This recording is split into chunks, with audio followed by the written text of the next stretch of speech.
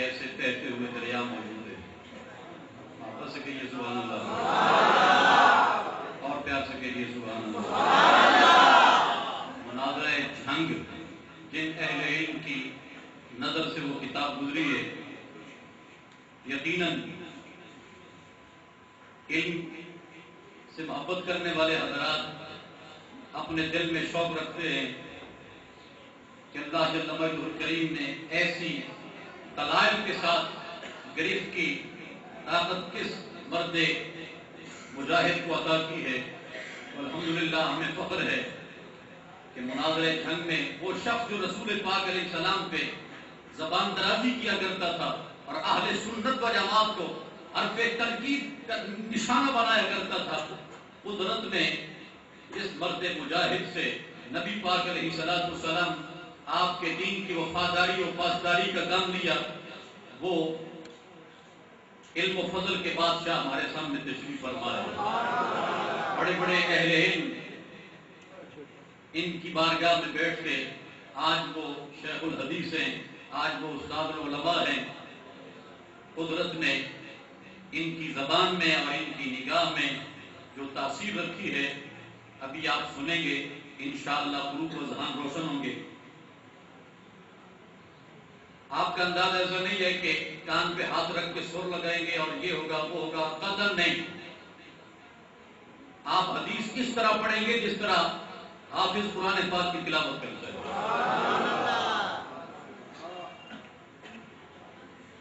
اللہ جل مجدہ الکریم نے ایسے وجود چن کے اہل سنت و جماعت کو عطا فرمائے. میں پہلے بھی عرض کر چکا ہوں, آج کی ہماری اس اسٹیج پر جامعہ کے شیخ الحدیث استاد العلماء حضرت مولانا مفتی گل احمد حقیقی صاحب تشریف فرما ہیں, اور ہمارے قریب جامعہ جماعتیہ سے استاد القراء والحفاظ حضرت مولانا قاری رحمت علی جماعتی صاحب تشریف فرما ہیں. شہر لاہور کی ایک بہت بڑی علمی درسگاہ جامعہ غوثیہ مدامی باغ سے استاد العلماء حضرت مولانا محمد اکرم اظہری صاحب تشریف فرما ہیں. حضور قبلہ والد گرامی رحمۃ اللہ تعالی علیہ کے قلم کے وارث میرے استاد محترم برادر اکبر حضرت مولانا قاری محمد طیب صاحب بھی آپ سے مخاطب تھے. ہمارے علاقہ کی سماجی شخصیت میاں ماجد صاحب تشریف لائے ہیں, اور کثیر تعداد میں قرب و جوار سے دور دراز سے علماء تشریف لائے ہیں, تشریف لا رہے ہیں. میں نہایت محبت سے اور صمیم قلب سے انہیں خوش آمدید کہتا ہوں. جامعہ کے استاد حضرت مولانا محمد اشرف بندیالوی صاحب تشریف فرما ہیں, اور مفتی اعظم پاکستان مفتی محمد حسین نعیمی رحمۃ اللہ تعالی علیہ کے لفظ جگر حضرت مولانا ڈاکٹر محمد عارف نعیمی صاحب تشریف فرما ہیں, اور یہاں جامعہ میں حدیث کا درس بھی ارشاد فرما رہے ہیں. دیگر علوم میں بھی اللہ تعالیٰ نے ان کو ایک کمال عطا کیا ہے. علماء محبت سے ان کے درس میں شامل ہوتے ہیں. تو ایک نعت کے بعد پھر سلطان المدرسین آپ سے مخاطب ہوں گے. ہمارے مہمان جنگ سے سرگودا سے تشریف لائے ہیں. سے کام لیتے ہو کہا عجیب رغبت, چلو رب کے بعد عمل کر موت تمہارے روح قبض کرنی ہے. آپ جلال پہ آ گئے کہ یہ کہیں بشر نہ ہو اور میرا دشمن نہ ہو, اور ملکل موت بن کے حملہ آور نہ ہو رہا ہو, دے مکہ مارا ہوں گے. آنکھ کا ڈھیلا اڑ کے پرے جا پڑا, لاتا میں وجہ آقا اے رہو, منہ پہ تھپڑ مارا اور آنکھ جائے وہ پھوڑ دی. وہ ڈھیلا آنکھ کا اڑ کے پرے جا پڑا. حضرت ملکل موت نے اپنی آنکھ کا ڈھیلا سنبھالا اور واپس اللہ رب العزت کے پاس چلا گیا. ذرا ادب دیکھیں ان حضرات کا بارگاہ نبوت میں. اگر مکہ لگا تھا, زخمی ہو گئے تھے, کانے ہو گئے تھے, تو پھر پہلے روح نہیں بھی نکالنی تھی تو پھر زور لگاتے اپنا اور روح نکال کے ہر حال لے جاتے. لیکن مجال ہے چوں کی ہو, اف کی ہو, اپنی آنکھ کا ڈھیلا سنبھالا, واپس اللہ کے پاس جا کے عرض کیا کہ ارسلتنی الی عبد لا یرید الموت وقد فاقا عین. خدایا تم نے آج مجھے ایسے بندے کے پاس بھیج دیا تھا جس کا مرنے کا ارادہ ہی کوئی نہیں تھا. وقد فاقا عین, دیکھ اس نے میری آنکھ پھوڑ دی, مجھے کانا کر دیا. ذرا اندازہ لگائیں کہ اللہ کے ہاں ان ہستیوں کی عزت کیا ہے، قدر و منزلت کیا ہے۔ اللہ رب العزت نے کسی اپنے برابر کے آدمی کے پاس تو نہیں بھیجا ملک الموت، اپنی مخلوق کے بعد بھیجا ہے، اپنے طرف سے جسے اظہار نبوت کا بخشا تھا اس کے پاس بھیجا ہے۔ انہیں نہیں پتا تھا کہ اللہ رب العزت کی طرف سے آنے والا فرشتہ ہے، تو پھر انہیں عزت سے تکریم سے پیش آنا چاہیے تھا، اس کا لحاظ پاس کرنا چاہیے تھا کہ میرے مولا کی طرف سے آنے والا ہے، میرے محبوب حقیقی کی طرف سے آنے والا ہے، لیکن انہوں نے تھپڑ مار دیا۔ اللہ رب العزت تعدیبی کارروائی کرتا، تعزیری کارروائی کرتا کہ تم کون ہوتے ہو، میرے بھیجے ہوئے رسول کو، رشتے کو تم تھپڑ مارو، گانا کرو، زخمی کرو۔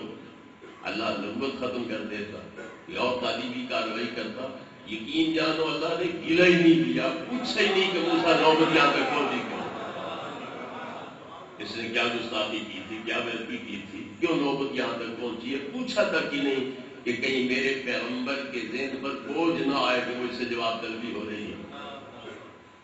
یہ مقام ہے ان کا فرشتوں کے نزدیک اور اللہ رب العزت کے نزدیک بھی، کہ پوچھا تک نہیں اللہ رب العزت نے کہ نوبت یہاں تک کیوں پہنچی۔ آپ اپنے ایک نوکر کو، خادم کو، کمی کو دعوتی کارڈ دے کر اپنے دوست کے پاس بھیجو، کسی بڑے سرمایہ دار کے پاس بھیجو، کسی اونچے عہدیدار کے پاس بھیجو، وہ تمہارے اس کمی کی بے ادبی کرے، ہتک کرے، گالیاں دے، تھپڑ مارے، تو تمہاری دوستی تعلق قائم رہ جائے۔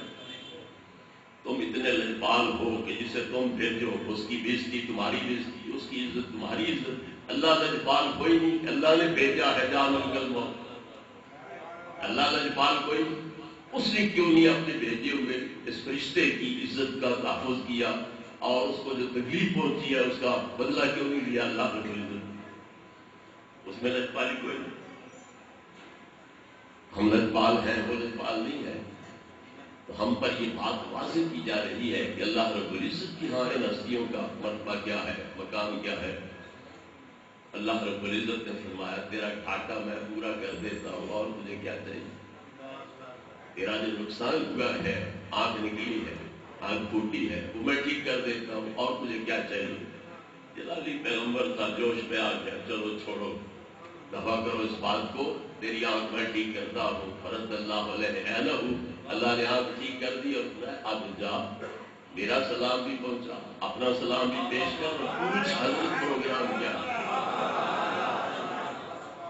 صحیح طریقہ اختیار کر، پوچھ حضرت کیا پروگرام ہے۔ اگر وہ کہے کہ میں یہاں رہنا چاہتا ہوں دنیا میں، انہیں کہو کہ بیل کی پشت پہ ہاتھ رکھو، جتنے بال نیچے آ گئے ہر بال کے بدلے 1 سال عمر، اور ہر بال کے بدلے 1 سال عمر جو ہے وہ اور بڑھ جائے گی، اور آنا چاہتے ہو ٹھیک ہے لے کے آنا۔ اب ملک الموت تربیت یافتہ بن کے آ رہے ہیں، تازہ سبق سیکھ کے آ رہے ہیں، اللہ کا سلام پہنچاتے ہیں، اپنا سلام پیش کرتے ہیں، اور پوچھتے ہیں حضور کیا پروگرام ہے۔ اگر آنا چاہتے ہو تو میں خادم ہوں، لے چلتا ہوں، اور رہنا چاہتے ہو فضا یادہ کا علامت نے سو وما وارت یدوں کا فبکل شارت اللہ کا منہا سارتوں، بیل کی پشت پہ ہاتھ رکھو تو جتنے بال نیچے آ گئے آپ کے ہاتھ کے، ہر بال کے بدلے 1 سال آپ کی عمر اور بڑھ جائے گی۔ ملک الموت پوچھ رہے ہیں موسیٰ کلیم علیہ الصلوۃ والتسلیم سے، اور آپ فرماتے ہیں ثم اگر میں اتنا عرصہ مزید گزار لوں گا تو پھر کیا ہوگا؟ وہ عرصہ کو معمولی بننا تھا، انہوں نے تھپڑ ہولا سا آہستہ سا لگایا ہے، آنکھ ملک الموت کی اڑ کے پرے جا پڑی۔ وہ چھوٹا سا ہاتھ ہوگا، کپتی اور اسرائیلی کو چھڑاتے ہوئے ذرا تیز ہاتھ لگ گیا، کپتی کو درو پرواز کر گئی، وہ کوئی معمولی ہاتھ تھا۔ تو اس ہاتھ کے نیچے ہزاروں بال آ سکتے ہیں، ہزاروں سال عمر بڑھ سکتی ہے۔ آپ پوچھتے ہیں کہ اتنا عرصہ میں اگر گزار لوں گا تو اس کے بعد کیا ہوگا؟ انہوں نے کہا اللہ ایک اعلان کر چکا ہے کل نفس ذائقۃ الموت، ہر نفس نے موت کو چکھنا ہے۔ 1 سیکنڈ کے لیے صحیح چکھنا تو پڑے گی قیامت سے پہلے، تاکہ اللہ کا وعدہ پورا ہو جائے۔ اور فالآن اذن میں ابھی تیار، میں ابھی تیار ہوں، مجھے اتنی لمبی عمر کی ضرورت نہیں ہے۔ موت ان کی مرضی سے آ رہی ہے، اختیار سے آ رہی ہے، کوئی جبر اکراہ کے ساتھ یہ نہیں مارے جا رہے ہیں۔ لیکن ایک مطالبہ انہوں نے کیا کیا، رب اذننی من الارض المقدسۃ ولو رمیۃ بحجر، آخری خواہش یہ پیش کی ہے کہ میں صحرائے سینائی میں ہوں، میدان تی میں ہوں، ابراہیم خلیل علیہ السلام کے مزار پاک سے دور ہوں، تو لہٰذا کچھ نہ کچھ مجھے قریب کر دے، اگرچہ پتھر پھینکنے کی مقدار جو ہے اتنا ہی قریب کر دے، اور کتنا مہربانی ضرور کر دے۔ ذرا اندازہ لگ رہا ہے کہ اللہ کے پیاروں کے زیر سایہ دفن ہونا کتنی بڑی غنیمت ہے۔ موسیٰ کلیم علیہ السلام بھی یہ آرزو کر رہے ہیں کہ میں حضرت ابراہیم خلیل اللہ علیہ السلام کا جو مزار پاک والا علاقہ ہے اس کے ذرا قریب ہو جاؤں۔ یہ کلیم خدا ہو کر کے اور اتنا عظیم مرتبت رسول ہو کر کے وہ یہ خواہش ظاہر کر رہے ہیں۔ بہرحال موسیٰ علیہ السلام کی مرضی سے یہ موت واقع ہو رہی ہے۔ اللہ رب العزت نے بھیج دیا ملک الموت کو، ملک الموت تھپڑ کھا کے کانا ہو کے خالی واپس چلا گیا۔ تو یہاں بھی ایک سوال کیا جا سکتا ہے جو نبی کریم علیہ السلام کے بارے میں لوگ کرتے ہیں، اگر نبی کو غیب علم ہوتا تو عمرے کے لیے کیوں جاتے؟ عمرہ تو کوئی نہ ہو سکا، خالی واپس لوٹنا پڑا، صلح حدیبیہ ہو گئی، معاہدہ ہو گیا، خالی واپس آ گئے۔ تو اگر غیب کا علم ہوتا تو کیوں عمرے کے لیے جاتے؟ چونکہ گئے اور خالی واپس آ گئے تو ثابت ہوا کہ غیب کا علم کوئی نہیں۔ تو ملک الموت کو اللہ نے بھیجا تھا یا اپنے آپ آ گئے تھے؟ وَمَا نَتَنَزَّلُ إِلَّا بِأَمْرِ رَبِّكَ، اللہ بھیجتا ہے تو آتے ہیں، اللہ نہ بھیجے تو نہیں آتے ہیں۔ اللہ نے بھیجا تھا تو وہی سوال ذرا یہاں بھی جاری کرو نہ کہ اگر اللہ کو علم ہوتا کہ رکاوٹ نہیں کر سکے گا، الٹا تھپڑ کھائے گا، کانا ہو کے واپس آئے گا، تو اللہ کیوں بھیجتا؟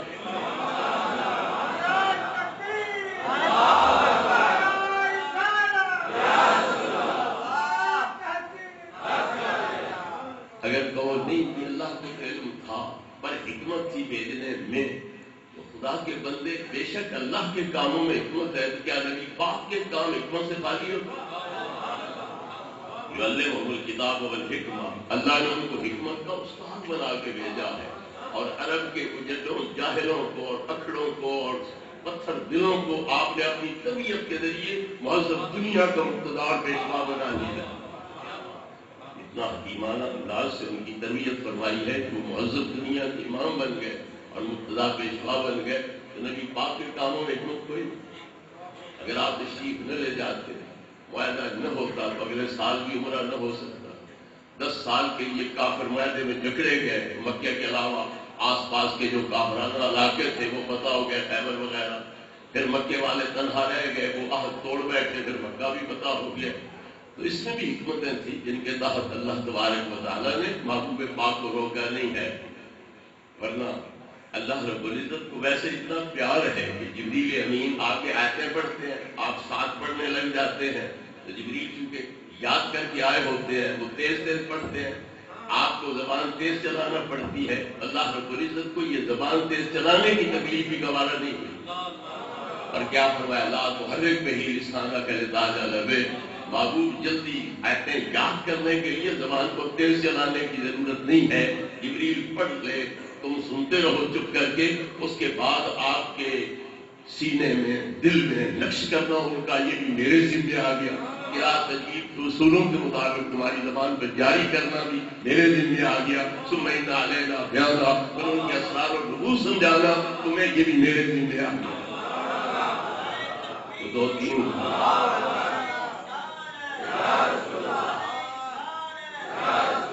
وہ 3 آیتوں کے لیے جو آپ کی زبان مبارک تیز چلتی ہے وہ تکلیف تو گوارا نہیں ہے۔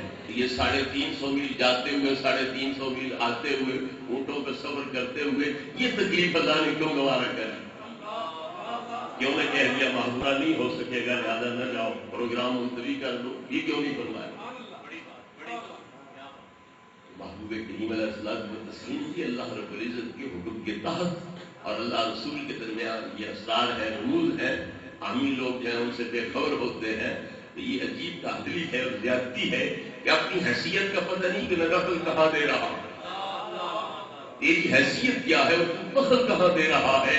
اللہ محب نبی پاک محبوب ہے، نبی پاک محب ہے، اللہ محبوب ہے، تو بین المحبین سر غیر یوشی ہے، قول ولا کلام للخلق یحکی ہے۔ محبوبوں میں راز کی باتیں ہیں، ہمارا وہاں کیا دخل ہو سکتا ہے؟ اب اللہ رب العزت نے ملک الموت کو بھیج دیا، وہ تھپڑ کھا کے واپس چلے گئے کانے ہو کے، آخر کیا حکمت تھی اس میں؟ جو ناقص ذہن میں خیال آتا ہے اس بارے میں، ایک تو یہ ہے کہ وہ جہاں بھی گئے روح کھینچ کے چلے گئے تو دل میں خیال آ سکتا تھا واہ میری کیا بات ہے، میں جہاں بھی جاتا ہوں روح کھینچ کے چلا جاتا ہوں، کوئی چون کر ہی نہیں سکتا، اف کر ہی نہیں سکتا۔ اللہ بتلانا چاہتا ہے کہ وہ میرے حکم کے سامنے سر جھکاتے ہیں، تیری طاقت پاور کے نہیں سامنے سر نہیں جھکا رہے ہوتے ہیں، میرے حکم کے تحت سر جھکا رہے ہوتے ہیں، ورنہ ایسے بھی ہے جو تجھے تھپڑ مار کے کانا کر کے خالی واپس بھیج دیں۔ اللہ رب العزت ایک تو یہ ذہن سے وسوسہ نکالنا چاہتا ہے، اس طرح کا اندیشہ جو ہے وہ ذہن سے وہ ختم کرنا چاہتا ہے۔ دوسرا اس میں فلسفہ یہ نظر آتا ہے کہ موسیٰ کلیم علیہ الصلوۃ والتسلیم کے بعد اور کوئی اتنا عظیم المرتبت پیغمبر فوت ہونے والا نہیں تھا۔ حضرت عیسیٰ علیہ السلام کی بڑی شان ہے، وہ زندہ آسمانوں پر موجود ہے، قیامت کے قریب تشریف لائیں گے، بعد میں ان کا وصال ہوگا، تو پھر نبی کریم علیہ الصلوۃ والتسلیم کے پاس ملک الموت نے آنا تھا۔ اللہ رب العزت اس جلالی پیغمبر سے تربیت کرا رہا تھا کہ کل کو میرے محبوب کے در میں جائے تو پھر تربیت یافتہ ہو، اسے پتا ہو کہ اس بارگاہ کی نزاکت کیا ہے اور یہاں حاضری کس انداز میں دے گی۔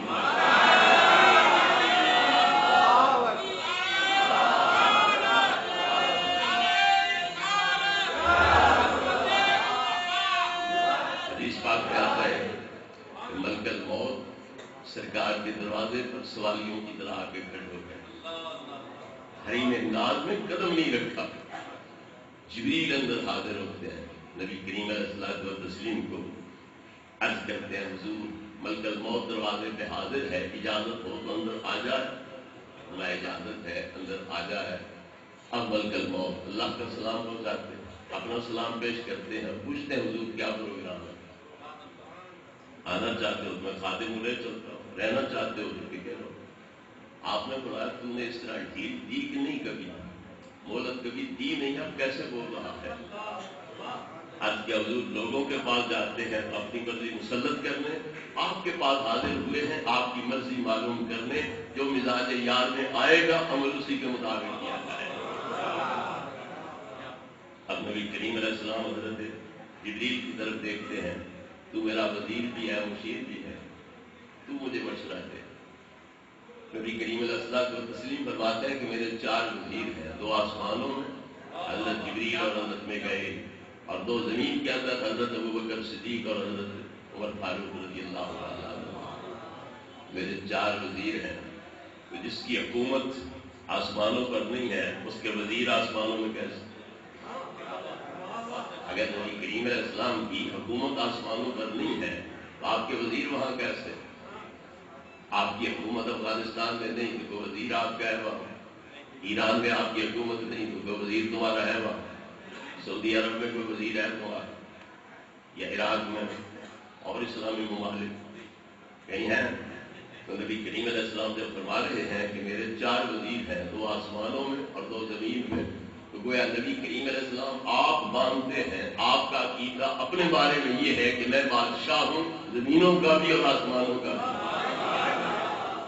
آپ کا اپنے بارے میں یہ عقیدہ غلط ہے یا ٹھیک ہے؟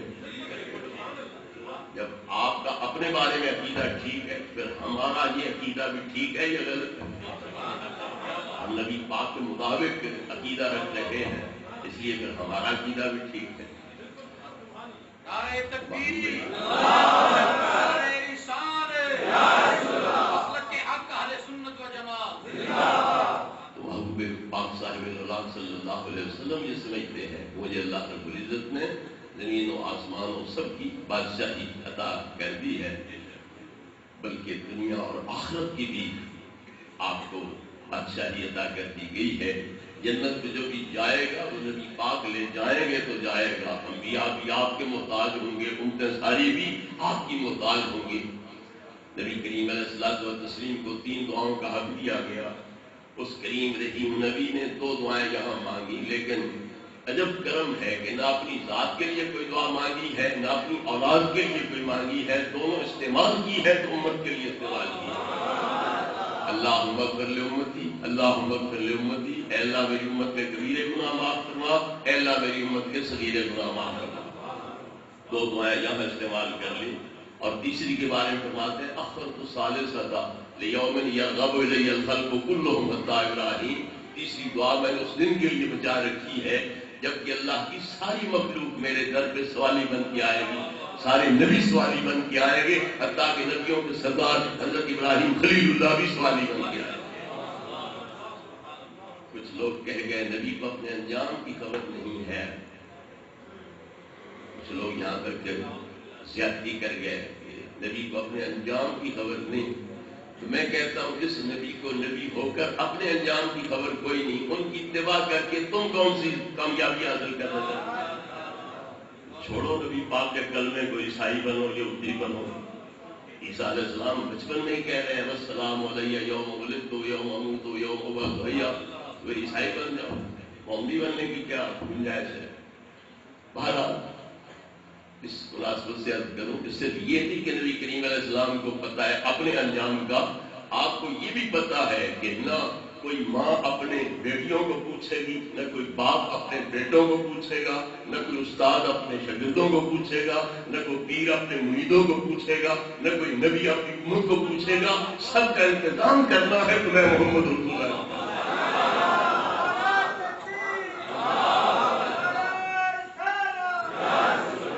یوم یرغب الی الخلق کلهم, ساری مخلوق میرے در پہ سوالی بن کے آئے گی, سارے نبی سوالی بن کے آئے گا. تاکہ ابراہیم خلیل اللہ, یہ نہیں کہ صرف آپ کو اپنے انجام کا پتہ ہے بلکہ یہ بھی پتہ ہے کہ لوگوں کا انجام بھی میرے ہاتھ میں ہے, ان کا انتظام بھی میں نے کرنا ہے اور ان کی نجات کا سامان بھی میں نے کرنا ہے.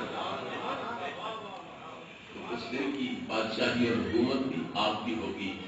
پہلے تو آپ سجدہ ریز ہوں گے, اللہ کی حمدیں کریں گے, ثنائیں کریں گے, اور اس کے بعد جب اللہ رب العزت دیکھے گا کہ محبوب میرا بغیر کسی تقصیر کے, کوتاہی کے لوگوں کی خاطر کو دعا کا مکڑا زمین پہ رکھے ہوئے ہیں, لیل کی زلفیں خاک آلود کیے ہوئے ہیں, اور مازاغ البصر کی آنکھوں سے آنسوؤں کے چشمے بہہ رہا ہے, تو اللہ کا جلال جمال میں بدل جائے گا, قہر و غضب رحم و کرم میں بدل جائے گا, انتقام انعام میں بدل جائے گا. اور کیا فرمائے گا؟ یا محمد ارفع راسک, کو محبوب سجدے سے سر اٹھا لو, قل تسمع سنتوتا واشفع تشفع, تم بولتے جاؤ میں سنتا جاؤں گا, تم مانگتے جاؤ میں دیتا جاؤں گا, اور تم چھڑاتے جاؤ میں چھوڑتا جاؤں گا.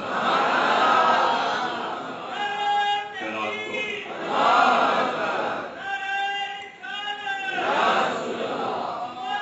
حضرت صلی اللہ علیہ وسلم کو عرش زمین سے اٹھا کے اللہ رب العزت عرش کے ساتھ دائیں جانب کرسی ہوگی وزارت عظمیٰ کی, اس پر بٹھا دے گا. یہ قیامت کے دن سٹیج بنانا بریلویوں کے دن میں ہوگا. وہ دھاندلی کے ساتھ نبی پاک کی کرسی اللہ کے عرش کے ساتھ رکھ دیں گے. وہ سٹیج ہم نہیں بنائیں گے, سٹیج اللہ آپ بنوائے گا, اور اپنے عرش کے ساتھ یار کی کرسی مقام محمود والی آپ رکھوائے گا. لوگ کہتے ہیں تم نبی کو خدا سے ملاتے ہو, ہم نہیں ملاتے ہیں, وہ آپ ملاتا ہے, ہم تو بیان کرتے ہیں. جو منفرد دن ہے اس کا مالک یوم الدین, ملک یوم الدین, اس منفرد دن میں جب اس کی مالکیت بھی انفرادی ظاہر ہوگی اور بادشاہی بھی انفرادی امتیازی ظاہر ہوگی, اس دن بھی یار کی کرسی ساتھ رکھوائے ہوئے. عسیٰ یبعثک ربک مقام محمودا, وہ عرش کی دائیں جانب والی کرسی ہے, وزارت عظمیٰ اور شفاعت کبریٰ والی, اس پر محبوب کریم علیہ السلام کو اللہ بٹھائے گا, اور پھر محشر کا سارا معاملہ نبی پاک کے ہاتھ میں دے دے گا. حضور شیخ عبدالحق محدث دہلوی فرماتے ہیں کہ وہاں پتہ چلے گا روز اوست بحکم اوست بحکم رب العالمین. اس دن پتا چلے گا کہ یہ دن ہی نبی پاک کا ہے اور آج حکومت بھی نبی پاک کی ہے. اللہ رب العزت نبی پاک کے ذریعے یہ سارے احکام نافذ فرمائے گا. لہذا دنیا و آخرت دونوں نبی کریم علیہ الصلوۃ والتسلیم کی زیر حکومت ہیں اور آپ دونوں کے بادشاہ ہیں. تو عرض یہ کر رہا تھا کہ نبی کریم علیہ الصلوۃ والتسلیم نے حضرت جبریل سے کہا تو میرا وزیر بھی ہے مدیر بھی ہے, تو مجھے مشورہ دے مجھے کیا کرنا چاہیے.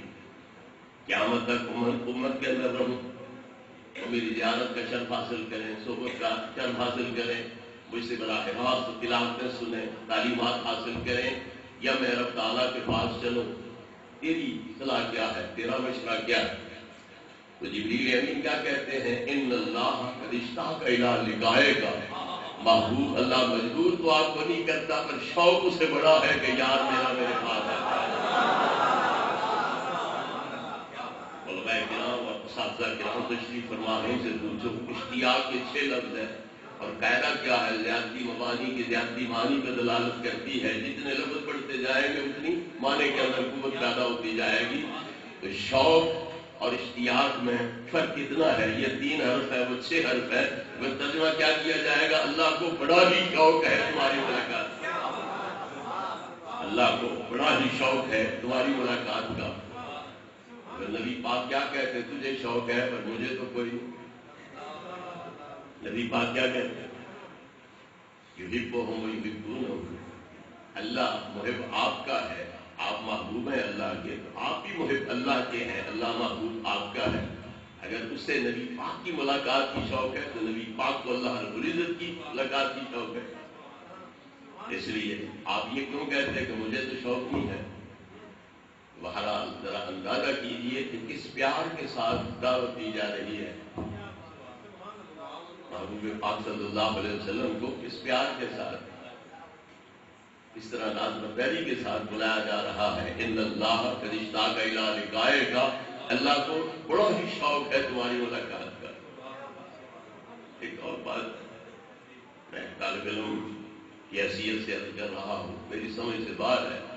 ملاقات کا شوق اس سے ہو جو دیکھ نہ رہا ہو. ملاقات کا شوق اس سے ہو جو دیکھ نہ رہا ہو.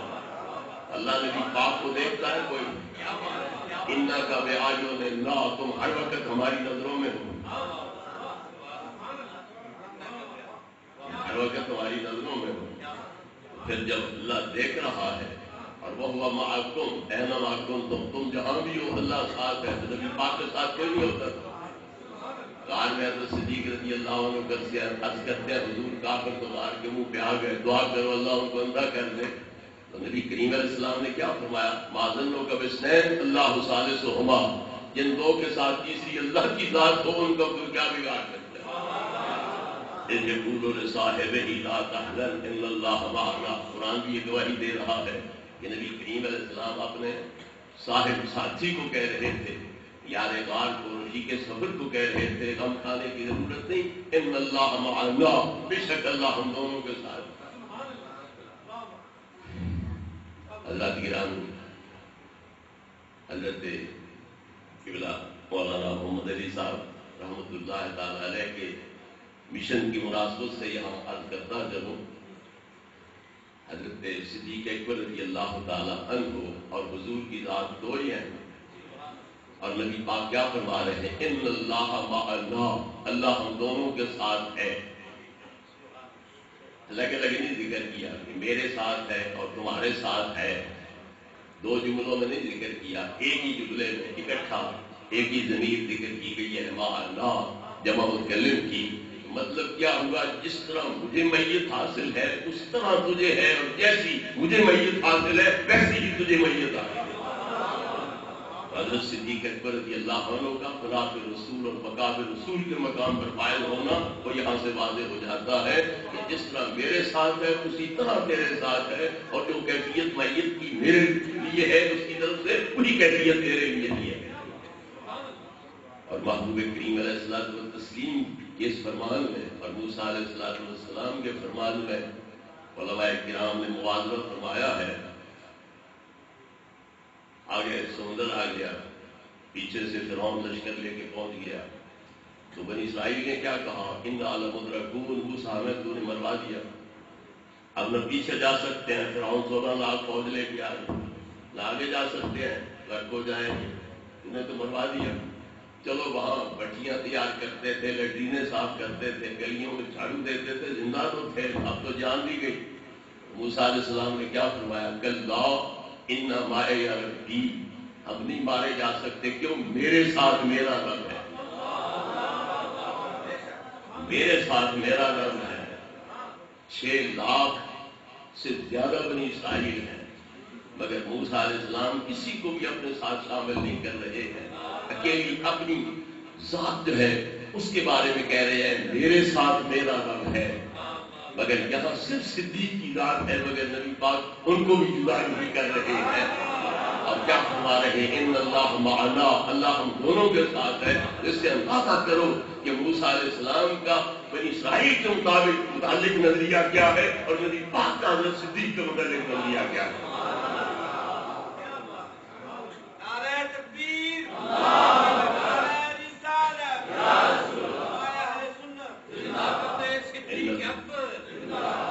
ان اللہ معنا، اللہ ہمارے ساتھ ہے۔ بدر کے میدان میں 313 مسلمان صحابہ کرام، 1000 کے قریب کافر کو لوہے میں غرق، یہ بسر و سامان۔ اللہ رب العزت نے کیا فرمایا؟ اذ یوحی ربک الی الملائکۃ انی معکم فثبتوا الذین آمنوا۔ اے محبوب اس وقت کو یاد کرو جبکہ تمہارا رب فرشتوں کی طرف وحی کر رہا تھا کہ میں بھی تمہارے ساتھ ہوں، چلو میدان بدر میں ایمان والوں کا حوصلہ بڑھاؤ، ان کی ڈھارس بڑھاؤ، چلو میدان بدر میں۔ نبی پاک میدان بدر میں ہے، اللہ پاک بھی میدان بدر میں ہے، صحابہ کرام میدان بدر میں ہے، فرشتوں کی فوج جو ہے وہ بھی میدان بدر میں ہے۔ جہاں یہ وزیر ابو بکر عمر موجود ہے، وہاں وہ وزیر حضرت جبریل اور حضرت میکائیل وہ بھی موجود ہے۔ جب اللہ ہر وقت ساتھ ہے تو پھر شوق ملاقات کا کیا مطلب؟ اللہ کو تمہاری ملاقات کی بڑی ہی شوق ہے، پھر ملاقات کی شوق کا کیا مطلب؟ بے شک اللہ رب العزت کے جلوے یہاں نظر آتے رہتے تھے نبی کریم علیہ الصلوۃ والتسلیم کو، لیکن پوری ذات کا جلوہ اگر یہاں ظاہر ہوتا تو کیا یہ زمین قائم رہتی؟ لَأَحْرَقَ سُبْحَانَ وَجْهِهِ مَنْ انتهى إِلَيْهِ بَصَرُهُ، اگر اللہ اپنی ذات کا جلوہ دکھلائے تو پھر جہاں تک اس کی ذات کے نور پہنچیں گے ہر چیز جو ہے وہ ختم ہو کے رہ جائے گی اور بسم ہو کے رہ جائے گی۔ سوئی کے سراغ جتنی صفت کی تجلی دور پہ ظاہر فرمائی اللہ تبارک و تعالیٰ نے، تو موسیٰ کلیم بھی غش کھا کے گر گئے اور دور کے بھی پرچے اڑ گئے۔ اگر ذات کے جلوے پوری طرح یہاں ظاہر ہوتے نبی کریم علیہ السلام کے سامنے تو پھر یہ کائنات ختم ہو کے رہ جاتی۔ اس لیے کہا محبوب پوری ذات کا جلوہ تمہارے سامنے میں نہیں ظاہر یہاں کر سکتا، ورنہ کائنات ہی ختم، اور مکانی میں نہیں بن سکتا، پھر تم ہی لا مکانی بن جاؤ، کیونکہ جب تک ایک مکان میں ہو ملاقات کا لطف نہیں آتا ہے۔ ایک بندہ خدا نہ کرے کسی کا یار عزیز جیل میں ہو، یہ ملاقات کے لیے جائے تو پولیس کھڑکی سے روشن دان سے ملاقات تو کرا دے، لیکن اپنے ڈیرے پر ایک چارپائی پہ بیٹھ کر جو ملاقات کا لطف ہے وہ یہاں حاصل ہو سکتا ہے۔ ریکس لیک کی ہو گئی، خیریت کی دریافت کر لی، کوئی چیز دینی تھی تو وہ بھی دے دی، لیکن وہ لطف ملاقات کا اس طرح حاصل ہو سکتا ہے۔ اس لیے کہا کہ محبوب میں مکانی بنوں تو مکانی ختم ہوگا، اس لیے تم ہی لا مکانی بن جاؤ تاکہ صحیح معنوں میں ملاقات کا لطف ہو، میں تمہیں دیکھتا رہوں تم مجھے دیکھ جائے۔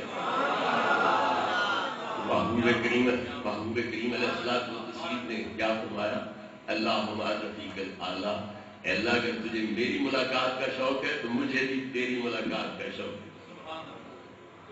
مبلغ لوگ کہتے ہیں اگر پتہ چل جاتا نبیوں کو ولیوں کو کہاں موت آنی ہے کب آنی ہے تو ادھر جاتے کیوں؟ پتہ چلا کہ یہ مار کھا رہے ہوتے ہیں، مارے جا رہے ہوتے ہیں بے خبری میں، انہیں پتہ نہیں ہوتا کہ کہاں موت آنی ہے کب موت آنی ہے، اس لیے یہ مارے جا رہے ہوتے ہیں۔ مطلب یہ ہے کہ ہمیں اگر پتہ چل جاتا پھر ہم تو بھاگ نکلتے وہاں سے، ان کا نظریہ یہی ہوا نا کہ اگر اللہ ہمیں بتلا دے، افسوس تو یہی ہے کہ بتلاتا نہیں، مولوی صاحب تیری موت کب آئے گی، کہاں آئے گی، اگر بتلا دے تو پھر ہم دیکھیں گے کیسے پکڑتا ہے اللہ کے عمل کر، موت اس کا ہمیں کیسے پکڑتا ہے، ہم بھاگ نکلیں گے۔ مگر یہ لوگ بھاگنے والے نہیں ہوتے ہیں، یہ خوشی کے ساتھ اس موت کو قبول کرتے ہیں، کیونکہ الموت جسر یوصل الحبیب الی الحبیب، موت ایک پل ہے جو پار والے یار تک پہنچاتی ہے، جس کو یار سے پیار ہوگا پل سے بھی پیار ہوگا، اور جب یار سے پیار نہیں ہوگا تو پل سے بھی پیار نہیں ہوگی۔ جب دو ملکوں میں دشمنی ہوتی ہے تو درمیان میں دریاؤں وغیرہ پر جو پلیں اڑا دی جاتی ہیں کہ وہ ادھر فوج نہ بھیج دے، حملہ آور نہ ہو جائے، پلیں اڑا دی جاتی ہیں، اور دوستی یاری ہو، تعلقات ٹھیک ہو تو پھر پلیں قائم رکھی جاتی ہیں۔ تو لہٰذا موت کی ایک پل ہے جو سپار والے لامکان والے یار تک پہنچاتی ہے، کہ جس کو اللہ سے پیار ہوگا اسے لازم موت سے بھی پیار سے بھی پیار۔ اسی لیے نبی کریم علیہ الصلوۃ والتسلیم فرماتے ہیں تحفۃ المومن الموت، مومن کے لیے اللہ کی طرف سے تحفہ کیا ہے؟ موت ہے۔ مومن کے لیے اللہ کی طرف سے تحفہ ہے موت، یہ عذاب نہیں ہے بلکہ تحفہ ہے اللہ کی طرف سے دیا ہے مومن کے لیے۔ کیوں؟ مومن کی قبر جنت کا باغ بن جاتی ہے، اس کو وہاں جنتی رزق پہنچ رہے ہوتے ہیں، اور اس کی قبر میں اس طرح نورانیت ہوتی ہے جتنا کہ 14ویں رات چاند کی ہو، آسمان صاف ہو تو زمین جس طرح وہ کہ نور بنی ہوتی ہے، اس طرح اس کی قبر جو ہے وہ منور اور روشن ہوتی ہے۔ اسی لیے نبی کریم علیہ الصلوۃ والتسلیم نے فرمایا مستریح و مستراح منہ، ایک میت جا رہی تھی، جنازہ جا رہا تھا، تو سرکار نے فرمایا مستریح و مستراح منہ، یا یہ راحت پانے والا ہے یا اس سے دوسروں کو راحت حاصل ہو گئی ہے۔ صحابہ کرام علیہ رضوان نے عرض کی حضور سمجھ نہیں آئی، بل مستریح و مستراح منہ کیا مطلب ہے اس کا؟ میں اگر تو ہے نیک تو دنیا کی مشقتوں سے جان چھڑا کے جا رہا ہے، مفت میں اسے نعمتیں قبر کے اندر ملیں گی، اور وہ نعمتیں جو کسی آنکھ نے دیکھی نہیں، کسی کان نے سنی نہیں، کسی دل دماغ میں ان کا تصور کیا تک نہیں آیا، مفت میں ملیں گی۔ تو اس صورت میں یہ راحت پا کے جا رہا ہے، دنیا کی مشقتوں سے تکالیف سے جان چھڑا کے جا رہا ہے۔ اور اگر یہ برا ہے، کافر ہے، منافق ہے، بد کردار ہے، تو اس کی نحوست سے جانوروں پہ قحط مسلط ہو جاتا ہے، زمین فصل اگانا چھوڑ دیتی ہے، آسمان بارشیں برسانا چھوڑ دیتا ہے، حتیٰ کہ جانور بھی اس پہ لانتیں بھیج رہے ہوتے ہیں۔ اس صورت میں اب ان چیزوں کی جان سے چھوٹی کہ یہ منحوس رخصت ہو رہا ہے، اب اللہ رب العزت کے قہر غضب سے دوسری چیزیں بچ جائیں گی جو اس کی وجہ سے لپیٹ میں آئی ہوئی تھی، اور اللہ رب العزت ان کو کھلی روزی عطا کرے گا، بخش عطا کرے گا، کھلے رزق عطا کرے گا، تو لوگوں کی جان چھوٹی اور اس سے گویا ان کو خلاصی نصیب ہوگی۔ لہذا موت مومن کے لیے ایک نعمت ہوتی ہے، ایک عذاب نہیں ہوتا ہے۔ جب اللہ رب العزت سے پیار ہو تو پھر اللہ رب العزت کی ملاقات ہے وہ کتنی بڑی نعمت ثابت ہوگی۔ محبوب کریم علیہ الصلوۃ والتسلیم نے حضرت سیدہ فاطمہ زہرا رضی اللہ عنہا کو اپنی بیماری کے دنوں میں بلا بھیجا، بیٹی آؤ میری مزاج کرسی بھی کر جاؤ، کچھ راز نیاز کی باتیں بھی سن جاؤ۔ حضرت زہرا آئی اور نبی کریم علیہ السلام کی پریشانی دیکھی، رونے لگی۔ ذرا ذہن پھر میں اسی طرف لوٹوں گا کہ حضرت زہرا رضی اللہ عنہا مزاج کرسی کے لیے آ رہی ہے، بلائی جا رہی ہے، کہاں پہ؟ حضرت عائشہ صدیقہ کے گھر میں۔ نبی کریم علیہ السلام بیماری کے دن گزار رہے ہیں، تو صدیق کی لخت جگر کے علاوہ اور کوئی نہ بیوی ہے جس کو سمجھے کہ وہ صحیح معنوں میں میری خدمت کر سکتی ہے، نہ کوئی چچی، نہ حضرت زہرا کے گھر قیام فرمایا۔ اگر یہ بیماری کے دن گزار رہے ہیں تو حضرت عائشہ صدیقہ کے پاس، اور صحت مند آدمی کی خدمت آسان ہے، لیکن بیمار کی خدمت ہر کوئی نہیں کر سکتا۔ جب تک کوئی صحیح معنوں میں مزاج شناس نہ ہو تو پتہ چلتا ہے رازدار نبوت اور مزاج شناس نبوت صحیح معنوں میں اگر ہے کوئی نگاہ نبوت میں حضرت عائشہ صدیقہ کی ذات۔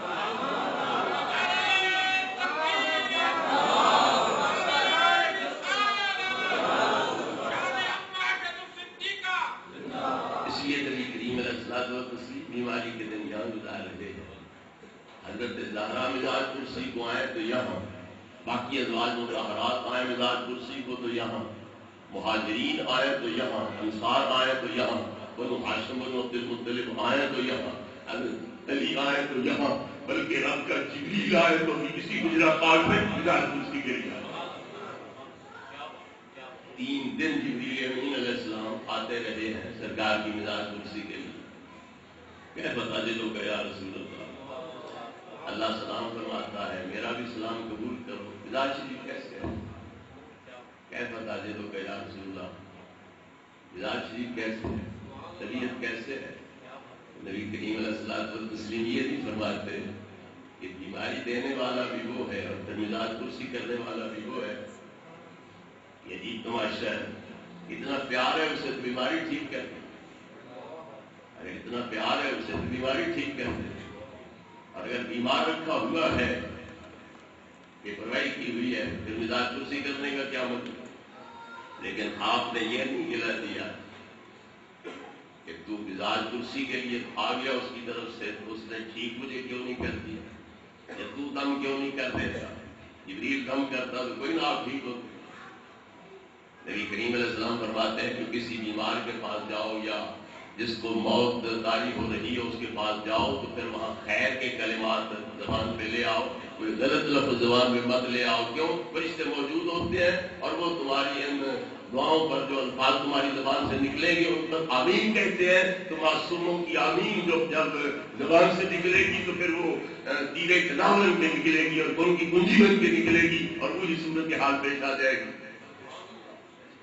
لہذا نبی کریم علیہ الصلوۃ والتسلیم کہہ دیتے کہ تم ہی دم کر نہیں۔ ایک دن بھی آئے پوچھ کے چلے گئے، نبی پاک نے فرمایا میرے سر کو درد ہے، پاؤں کو درد ہے، میں غم حزن میں مبتلا ہوں۔ دوسرے دن پھر آ گئے، تیسرے دن پھر آ گئے۔ بیماری بھی اللہ نے دے رکھی ہے اور مزاج کرسی بھی کر رہا ہے۔ بیماری کیوں دی ہے؟ تاکہ آپ صبر کریں اور اعلیٰ ترین درجات حاصل کریں۔ اور مزاج کرسی کیوں کی جا رہی ہے کہ کوئی بیماری کی وجہ سے یہ نہ سمجھے کہ اللہ کا تعلق کمزور ہو گیا، اللہ رب العزت کا محبوب پاک سے تعلق کمزور ہو گیا ہے، تو یہ نہ سمجھے، اس لیے جبریل بھیج کے مزاج کرسی بھی کی جا رہی ہے۔ تیسرے دن آپ کے ساتھ حضرت اسماعیل جو پہلے آسمان کے بادشاہ فرشتے تھے وہ بھی آئے مزاج کرسی کے لیے۔ وہ 1,00,000 فرشتے پر بادشاہ ہے اور جن میں سے ہر فرشتہ آگے لاکھ فرشتے پر بادشاہ ہے، وہ بھی ساتھ مزاج کرسی کے لیے حاضر ہوئے۔ تو بہرحال عرشی آئے تو بھی حضرت عائشہ کے حجرے میں مزاج کرسی کے لیے، اور زمین والے آئے تو بھی یہاں، اہل بیت آئے تو بھی یہاں، مہاجرین آئے تو بھی یہاں، انصار آئے تو بھی یہاں۔ تو نبی کریم علیہ الصلوۃ والتسلیم نے حضرت عائشہ صدیقہ کے حجرے کو عرشیوں فرشیوں کے طواف کا مرکز بنا دیا، بلکہ قیامت تک کے لیے بنا دیا، کیونکہ آپ نے ڈیرا اب بھی نہیں رکھا ہوا ہے۔ قیامت تک کے لیے آپ حضرت عائشہ کے گویا مہمان ہیں۔ اس سے اندازہ ہوتا ہے کہ حضرت صدیق کی یہ لخت جگر ہے وہ نبی کریم علیہ السلام کو کتنی پیاری ہے، اور آپ نبی پاک کی کتنی رازدار ہے کہ آپ نے بیماری کے دن گزارے تو یہی گزارے اور مناسب یہی سمجھا کہ وہ صحیح معنوں میں میری خدمت کر سکتی ہے اور کوئی نہیں کر سکتا۔ تمہارا سرکار کا وصال جس حال میں ہو رہا ہے وہ بھی بڑی عجیب صورتحال ہے۔ حضرت عائشہ صدیقہ کا سینہ ہے، نبی پاک کی پشت مبارک ہے، اور نبی کریم علیہ السلام کا سر مبارک ہے، حضرت عائشہ کا کندھا ہے، اور نبی پاک کے رخسار مبارک حضرت عائشہ صدیقہ رضی اللہ عنہا کی گردن اور رخساروں کے ساتھ لگے ہوئے ہیں۔ اس حال میں آپ کی روح پاک قبض ہو رہی ہے۔ صفا مروہ پہاڑی پر حضرت حاجرہ کے تلوے لگ گئے، وہ ساری پہاڑیاں رب کی نشانی بن گئی۔ تو جس عائشہ کے جسم کا کوئی حصہ نہیں جہاں نبی پاک صلی اللہ علیہ وسلم کا سینہ مبارک یا چہرہ مبارک یا ہاتھ مبارک یا زلف مبارک نہ لگ رہی ہوں، اس عائشہ جتنی عظیم نشانی رب کی کائنات میں کون ہو سکتی ہے؟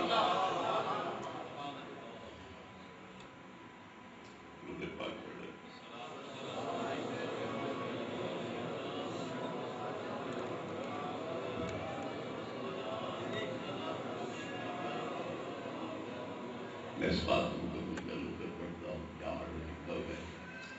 محبوب پاک صلی اللہ علیہ وسلم نے حضرت زہرا رضی اللہ عنہا کو بلا بھیجا، حاضر ہوں۔ آپ کی اس تکلیف کو دیکھ کے کہا واہ بابا افسوس میرا باپ کتنی تکلیف میں ہے. تو نبی کریم علیہ السلام نے کیا فرمایا؟ لا قربا لا ابی کے بعد اليوم، بس آج ہی تکلیف ہے، کل نہیں ہوگی. کیوں؟ نہ کل میں یہاں ہوں گا نہ پھر تکلیف ہوگی. روح بدن میں ہو بیماری ہوتی ہے، تکلیف ہوتی ہے، روح بدن سے الگ ہو جائے بیماریاں ختم ہو جاتی ہیں. تو لا قربا لا ابی کے بعد اليوم، بس آج ہی تکلیف ہے، کل تکلیف نہیں ہوگی. حضرت زہرا اور زاروں قطار ہونے لگی کہ میں بیماری کو رو رہی تھی یا مسئلہ ہی اور کر رہا. آپ کو دعوے مبارک کرتے ہیں کیا رہے. تو نبی کریم علیہ السلام نے ان کو خوشخبری سنائی. کون سی؟ انت اول اہل بیتی لو کن بی، سب سے پہلے میرے اہل بیت میں سے فوت ہو کے اے زہرا تو میرے پاس پہنچ جائے گی. حضرت زہرا کھلکھلا کر ہنس پڑی. حضرت عائشہ ذرا دور بیٹھی یہ منظر دیکھ رہی تھی کہ زاروں قطار روتی زہرا یکدم کھلکھلا کے ہنس پڑی ہے. تو فرمایا بیٹی اتنا رونا ہنسنا میں نے قریب کبھی نہیں دیکھا نہ سنا جتنا تم نے قریب کر کے دکھلا دیا. بندہ رو رہا ہزاروں قطار آہستہ آہستہ جا کے چپ کرے گا، ہچکیاں بنیں گی، پھر آنسو پوچھے گا، اس کے بعد کہیں اس کا وہ تبسم آئے گا، پھر ہنسے گا، پھر کہکا مارے گا. تو زاروں قطار روتے ہوئے یکدم کہکا مار کے ہنس پڑنا یہ تو بڑی عجیب بات ہے. تو فرمایا بیٹی میں نے رونا اور ہنسنا اتنا قریب کبھی نہیں دیکھا جتنا تم نے قریب کر کے دکھلا دیا. یہ کیا معاملہ تھا؟ کہا اماں نبی کریم علیہ الصلوۃ والتسلیم نے مجھے یہ بتلایا کہ میں یہاں سے کوچ کر جاؤں گا، آج ہوں یہاں پر کل نہیں ہوں گا. یہ جان کا خبر سن کے غم و اندوہ پر اپنی خبر سن کے میں رو پڑی زاروں قطار. آپ نے پھر مجھے خوشخبری سنائی کہ اے زہرا سب سے پہلے میرے اہل بیت میں سے تو فوت ہو کر میرے پاس پہنچ جائے گی. یہ خوشخبری سنائی نبی پاک، اس لیے میں ہنس پڑا. تو کیا حضرت زہرا کو یہ نہیں بتلایا جا رہا تھا کہ علی مرتضیٰ کے گھر سے تمہیں کوچ کرنا پڑے گا، حسنین کریمین کے سر سے تیرا سایہ جب تک اٹھ جائے گا، حضرت زینب ام کلثوم تیری گودی سے معلوم ہو جائے گی. یہ خبریں کوئی نہیں دی جاتی. تو حضرت علی کی جدائی میں روتی، حسنین کریمین کے سر سے ان کی شفقت کا سایہ اٹھ رہا ہے اس پہ روتی، حضرت زینب ام کلثوم ان کی گود سے معلوم ہو رہی ہے اس پہ روتی. لیکن وہ کھل کھلا کے ہنس پڑی ہیں. کیوں؟ جتنی محبت نبی پاک سے ہے، اتنی نہ اولاد سے ہے نہ نبی پاک سے ہے، اس لیے یہ خوشخبری بن گئی ان کے لیے. اور روتی زہرا جو ہے وہ کھل کھلا کر.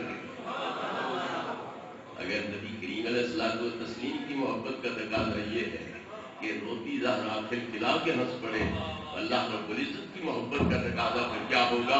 ہنستا ہوا بندہ موت کو قبول کرے گا یا روتے ہوئے قبول کرے گا؟ جن کو محبت ہے اللہ رب العزت کے ساتھ وہ ہنستے ہوئے موت کو قبول کریں گے. لہذا محبوب کریم علیہ الصلوۃ والتسلیم نے بھی خوشی رضا کے ساتھ کہا اللہم ربیک الاعلی، میں تیرے پاس آنا چاہتا ہوں، میں یہاں نہیں رہنا چاہتا. بہرحال یہ تو انبیاء علیہ السلام کا معاملہ ہے. میں ساتھ ہی ساتھ یہ بھی عرض کر دوں کہ کسی ولی پر بھی موت اس کی مرضی کے بغیر نہیں آتی. کسی ولی پر بھی موت اس کی مرضی کے بغیر نہیں آتی. بخاری شریف کی باب الدعاء کی یہ حدیث ہے، محبوبیت کا بیان جس میں ہے کہ فرائض کی ادائیگی کے بعد جب بندہ نفلوں کی کثرت کرتا ہے حتی احببتہ تو میں اسے محبوب بنا لیتا ہوں. اس کے بعد اس کے کان میں ہوتا ہوں جن سے سنتا ہے، آنکھیں میں ہوتا ہوں جن سے دیکھتا ہے، ہاتھ میں ہوتا ہوں جن سے پکڑتا ہے، پاؤں میں ہوتا ہوں جن سے چلتا ہے. بخاری شریف میں یہ چیزیں ہیں. اور کتابوں میں 2 ساتھ مزید بھی مذکور ہے. میں اس کی زبان ہوتا ہوں جس سے بولتا ہے، میں اس کا دل دماغ ہوتا ہوں جس کے ساتھ سوچتا ہے. اس سے آگے بخاری شریف اور باقی کتابوں میں کیا ہے؟ اللہ فرماتا ہے کہ ما ترددت فی شیء انا فاعلہ کترددی عن نفس المؤمن یکرہ الموت وانا اکرہ مساءتہ ولا بد له منہ. اللہ فرماتا ہے کہ میں کوئی بھی کام کرنے لگوں میں سوچ میں نہیں پڑتا، تردد کا شکار نہیں ہوتا، زبزب سے دو چار نہیں ہوتا. لیکن ایک موقع ایسا بھی آتا ہے کہ میرے ساتھ بھی یہی صورتحال پیش آ جاتی ہے.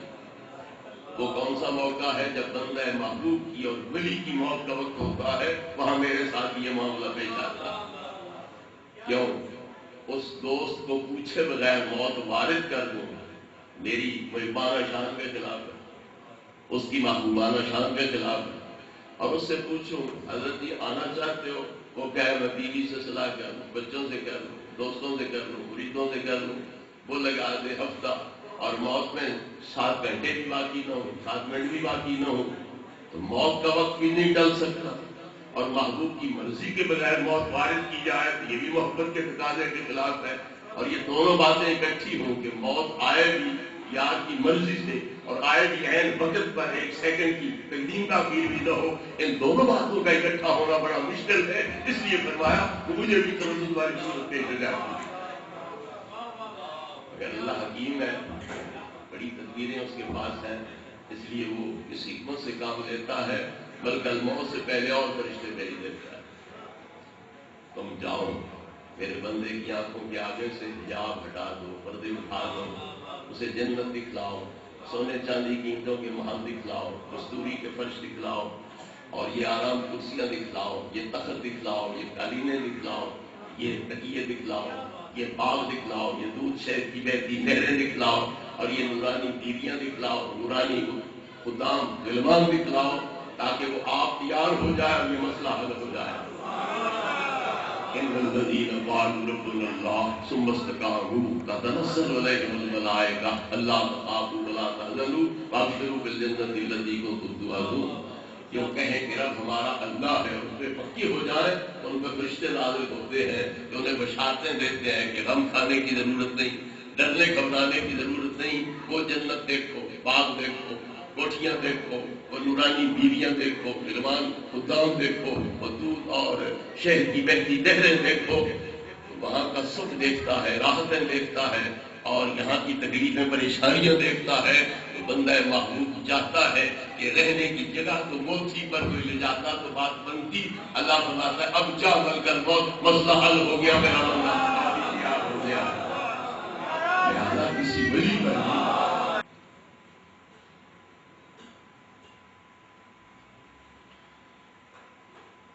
یہ فتاوی قاضی خان اور عالمگیری میں موجود ہے کہ جو یہ عقیدہ رکھتا ہے کہ انبیاء کی روحیں اور اولیاء کرام کی روحیں یہ ہر گھر کے اندر موجود ہیں تو وہ کافر ہو جائے گا۔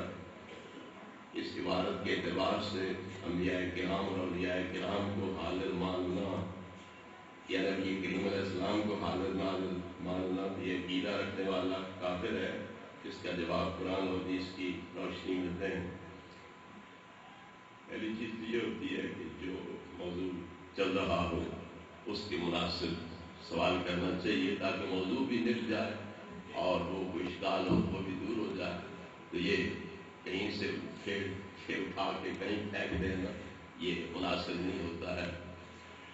دوسری چیز یہ ہے کہ فتاوی عالمگیری ہو یا قاضی خان ہو، یہ علم کلام کی کتابیں نہیں ہیں، اور عقائد کی یہ فقہ کی کتابیں ہیں۔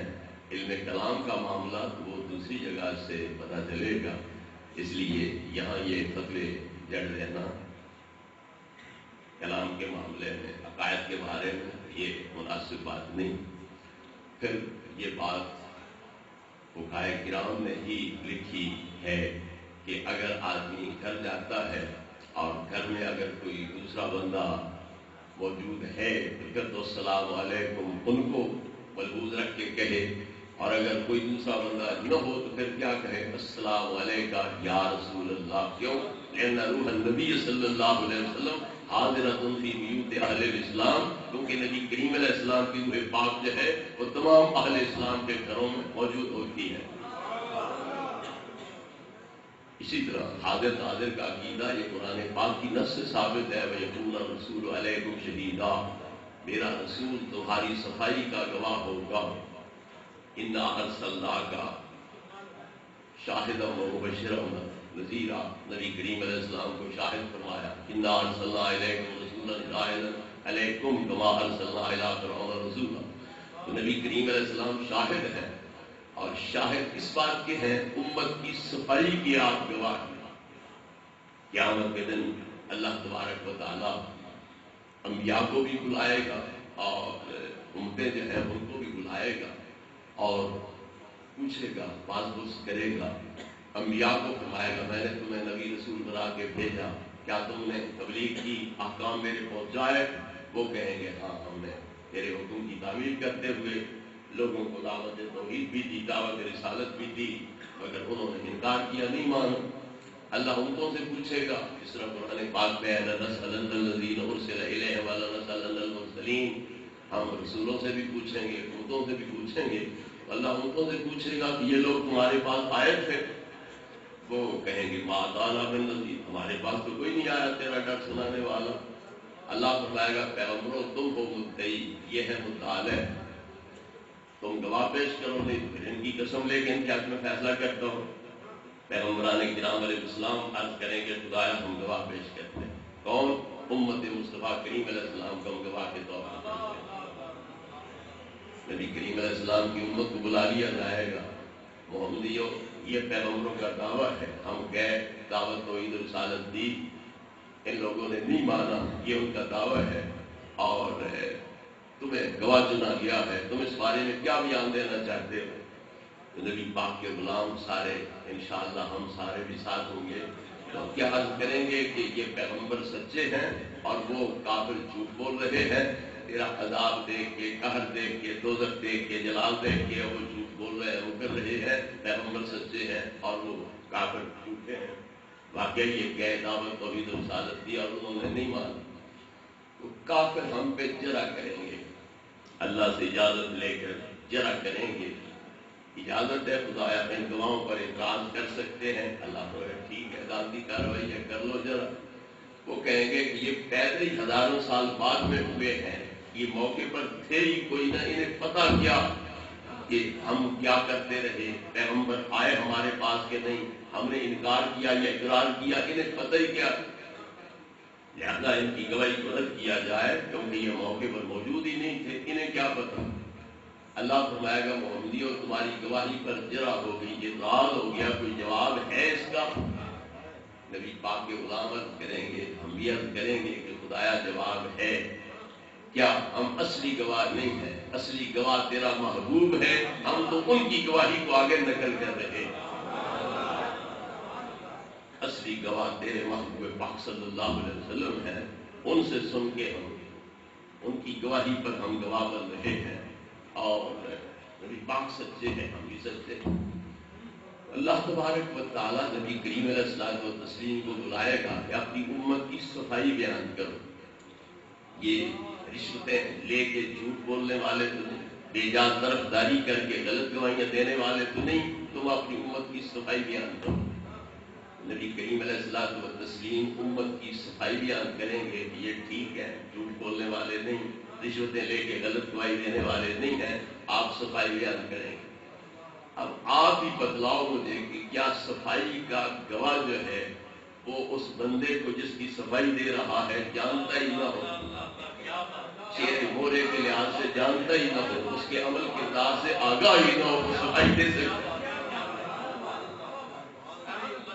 صفائی کے گواہ کے لیے یہ لازم اور ضروری ہے کہ وہ چہرے مہرے بھی جانے، عمل اور کردار جو ہے وہ بھی جانے۔ اسی لیے حضرت شاہ عبدالعزیز بہدست دہلوی علیہ رحمت فرماتے ہیں، باشد رسول شما پر شما گواہ، زیرا کیوں مطلع از بنور نبوت اور رتبہ ہے متدین، در دین خود کے در غلام درجہ، در دین من رسیدہ و حجابے کے بدا از ترقی محجوب مانا غلامت وسو میشناست اعمال دے کو بدے شمارا اخلاص و نفاق شمارا۔ نبی کریم علیہ السلام سنی سنائی باتوں سے نہیں بلکہ نور نبوت سے اپنے ہر امتی کو دیکھ رہے ہیں اور ان کے ایمان کے درجے کو بھی جانتے ہیں، اس کی ترقی میں جو رکاوٹ بنی ہے اسے بھی جانتے ہیں، تو چہرے مہروں سے بھی جانتے ہیں، عمل و کردار سے بھی جانتے ہیں، تبھی آپ کی آمد کے دن صفائی کی گواہی دیں گے۔ طالب علم کی حیثیت سے جو بات میں یہاں کہنا چاہوں گا اور امید ہے آپ بھی اسے ذہن میں جگہ دیں گے، وہ یہ ہے بھائی یہ حل کر دو۔ اب خیال ہے محبوب کریم علیہ الصلوۃ والتسلیم کی امت نے گواہی دی، تو کافروں نے امت پہ اعتراض کیا یا کوئی کیا اعتراض کیا؟ موقع پر تھے ہی کوئی، انہیں کیا پتہ اعتراض کیا یا کوئی؟ ہماری گواہی مؤثر کب ہوگی؟ نبی پاک کی صفائی کے بعد۔ تو پھر نبی پاک کی صفائی کی گواہی پر ان کو اعتراض کرنا چاہیے تھا کہ نہیں کرنا چاہیے؟ تیرا نبی بھی پہلے فوت ہو گیا، امت کا کیا پتہ؟ جس امت کی صفائی دے رہے ہیں وہ امت بعد میں ہزاروں سال میں پیدا ہوتی رہی، یہ پہلے بہت ہو گئے، انہیں کیا پتا وہ سچے ہیں جھوٹے ہیں نیکوکار ہیں بدکردار ہیں، انہیں کیا پتا۔ تو کافروں کو نبی پاک کی صفائی والی گواہی پر جلا کرنی چاہیے تھی کوئی نہیں، کیونکہ وہ دوزخ میں جائیں گے، ابدی عذاب پائیں گے، تو نبی پاک کی صفائی والی گواہی کی وجہ سے، اور ہماری گواہی بھی مؤثر تب ہوگی جب نبی پاک صفائی دیں گے، تو پھر انہیں یہاں زور لگانا چاہیے تھا کوئی نہیں۔ پتا چلا کافر بھی قیامت کے دن نبی پاک کی حاضر ناظر کی شان کو مان جائیں گے۔ اگر تم بھی وہاں مانے تو فائدہ کیا ہوگا؟ تو یہاں مان، کافر وہاں مان رہے ہیں اور تجھے مومن سمجھا جائے گا۔ آج لے ان کی بات، آج ان کی بات سے کل زمان لیں گے کیا